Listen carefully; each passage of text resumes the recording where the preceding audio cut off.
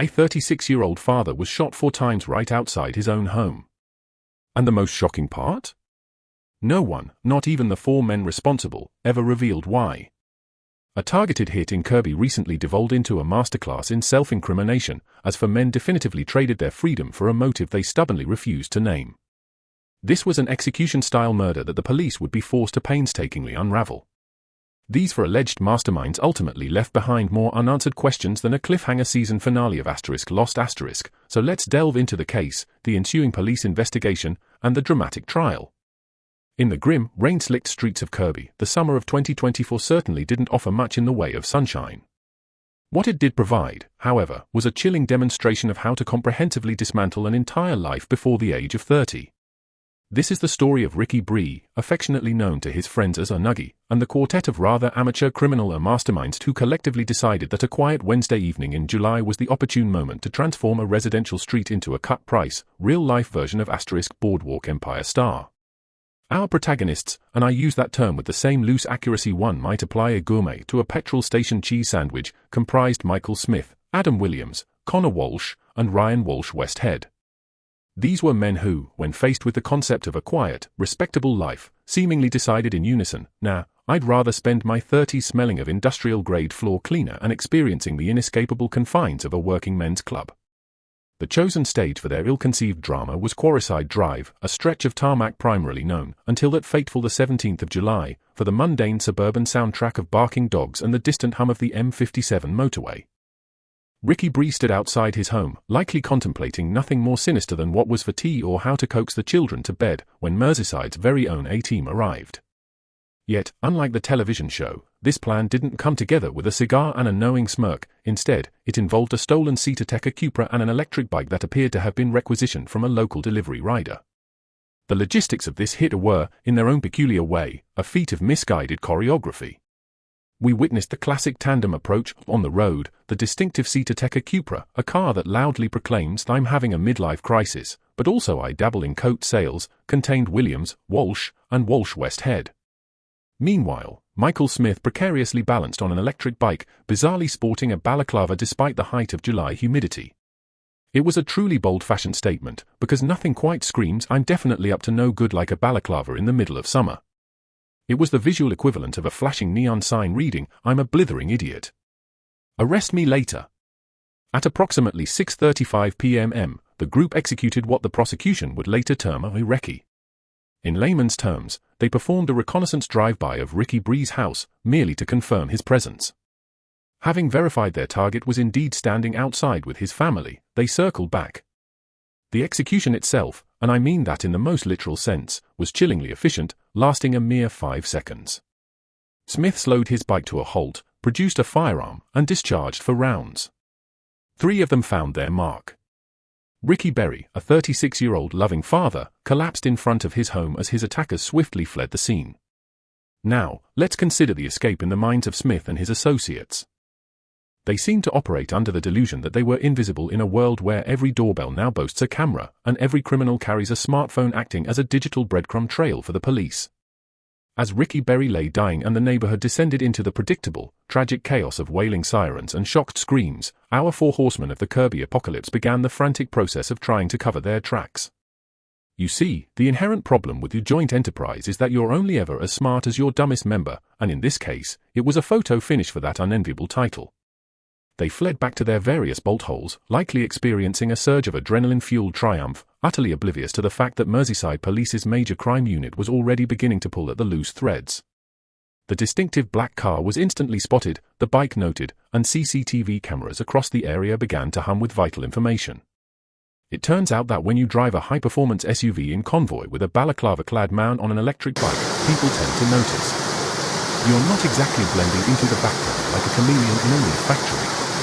For the next few weeks, a tense, sweaty silence permeated the underworld of Kirby. Smith, Williams, and the Walsh likely spent their days checking rearview mirrors and wondering if that knock on the door would be the postman or a tactical police unit with a battering ram. The police, meanwhile, were diligently undertaking the boring, methodical work that actually catches killers, analyzing cell tower pings. It's a peculiar quirk of the modern criminal that they seem physically incapable of committing a felony without their iPhone in their pocket. It's as if they need to check their step count whilst fleeing a murder scene. The digital footprints left by this group were less like subtle steps and more like glowing, radioactive craters. They were calling each other, texting each other, moving in a synchronized dance of data that pointed directly back to Quarryside Drive. The palpable tension finally broke when the police determined they had sufficient pieces of the puzzle to start a knocking, and by knocking, I mean the kind of high-impact entry that tends to ruin a front door's hinges. By the time the handcuffs were clicking shut in early August, the bravado of that July evening had completely evaporated. The SEAT Ateca was gone, the balaclavas stashed, but the evidence was screaming. The police had the footage, they had the phones, and they had the cold, hard reality that a man was dead for reasons that, in the grand scheme of human existence, amounted to absolutely nothing. If the murder of Ricky Berry was a frantic burst of low-rent theatrical violence, the subsequent police investigation was a masterclass in meticulous procedure.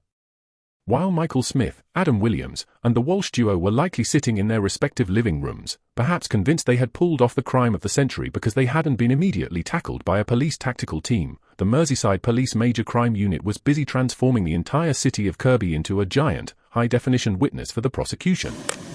The investigation starkly highlighted the yawning chasm between criminal intent and basic common sense. Our protagonists had operated under the illusion that wearing a balaclava rendered them invisible, failing to grasp that in 2024, the very air itself is practically composed of surveillance data. The first crucial thread the police pulled was one traced in metallic black paint, the SEAT Ateca Cupra.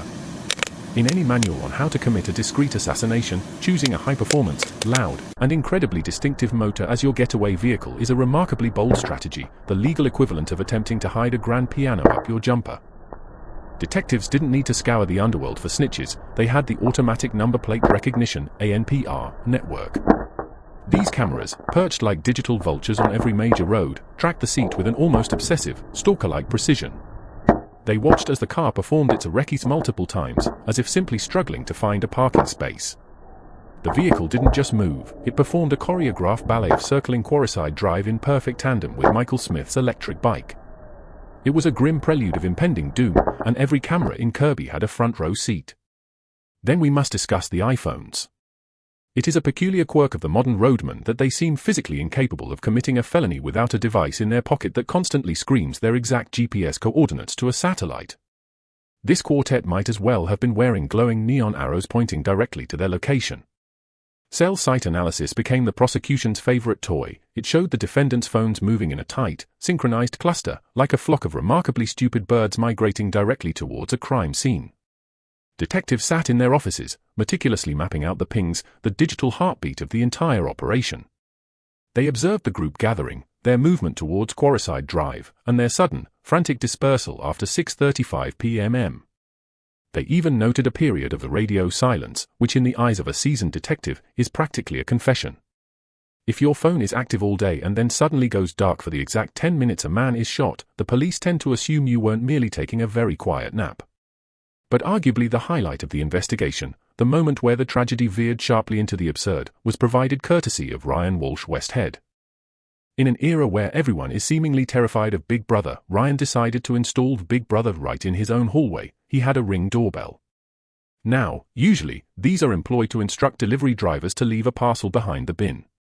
In this particular instance, it was used to record Ryan and his uncle, Connor Walsh, sprinting back into their house exactly 60 seconds after the shooting took place. The footage was a prosecutor's dream. It wasn't just that they were there, it was their undeniable demeanor. They weren't returning home from a quiet pint or a late-night shift in a warehouse, they exhibited a frantic, jagged adrenaline that only comes from being present at an execution. They had unwittingly captured their own arrival at the finish line of their freedom. It takes a special kind of genius to pay a monthly subscription to a security company so they can help the police send you to prison for 30 years. While the digital teams were harvesting pings and doorbell clips, the forensic specialists were busy playing CSI Kirby with the SEAT Ateca. Once the car was recovered, it became an undeniable confession booth. You can scrub a car, you can spray it with bleach, you can even pray to overseas getaway drivers, but gunshot residue, GSR, is a persistent little snitch. The microscopic particles found inside the vehicle linked it directly to the discharge of a firearm, and that I was nowhere near that car defense began to look increasingly like a fairy tale told by someone who hadn't finished primary school.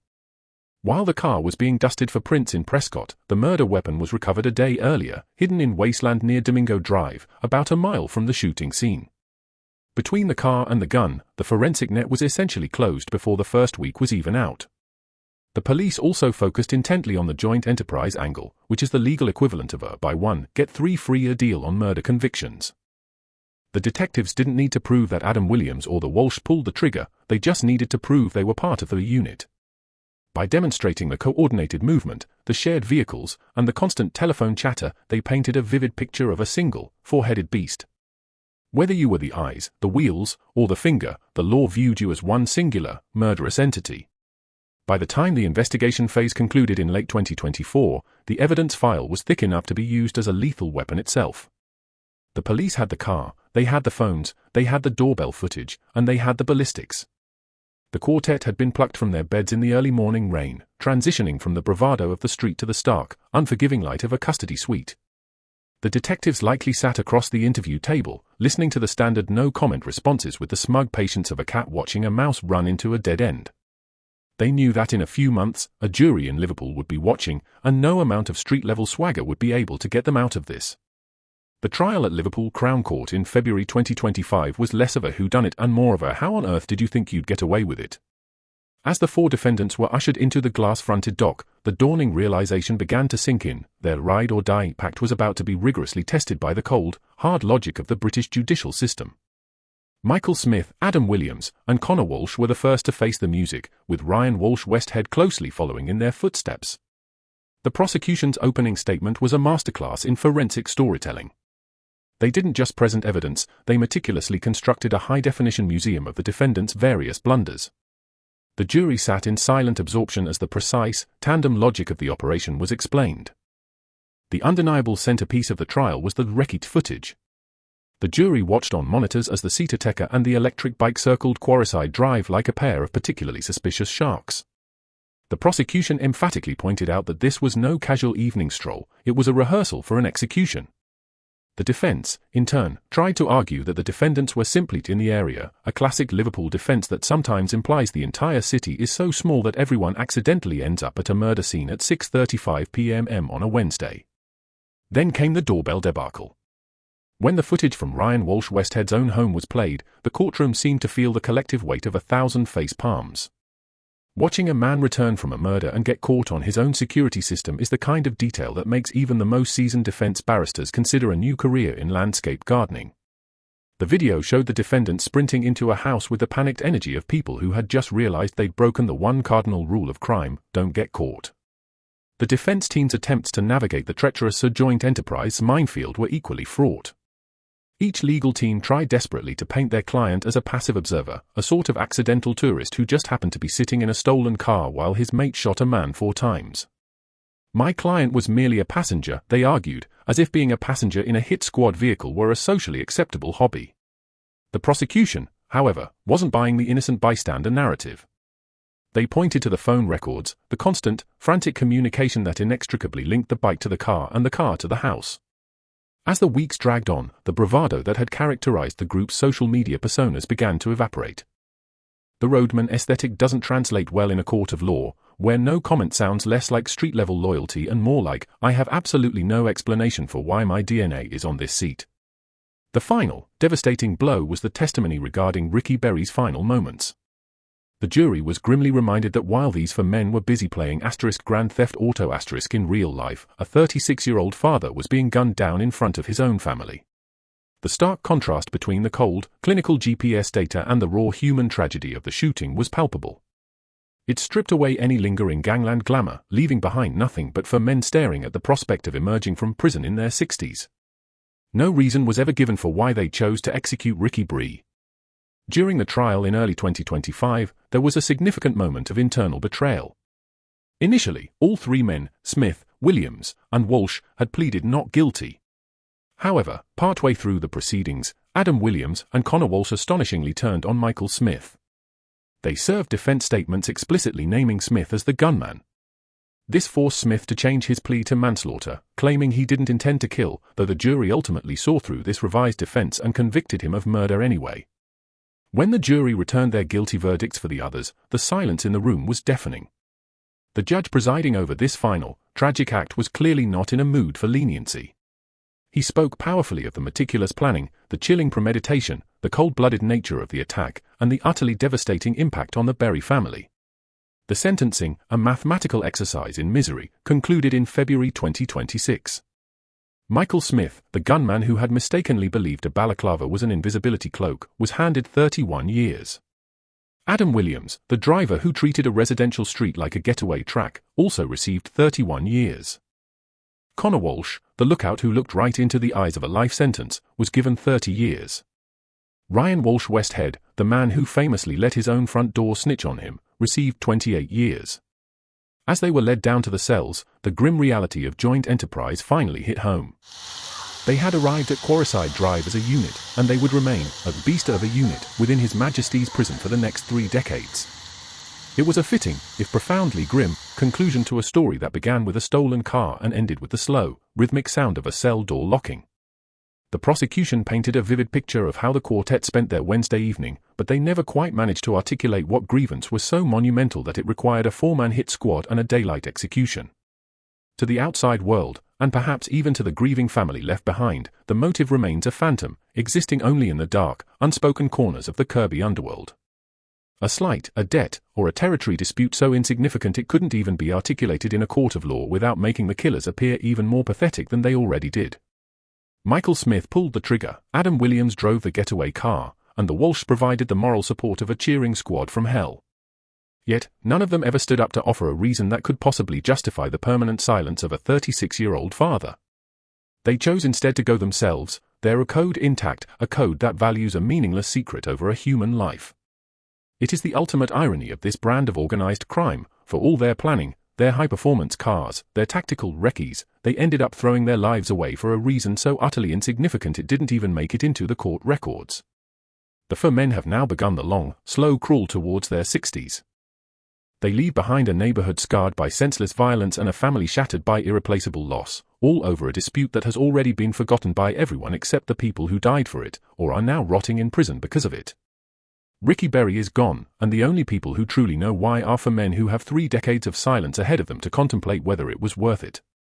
And the answer, as the judge's sentencing remarks made unequivocally clear, is almost certainly no.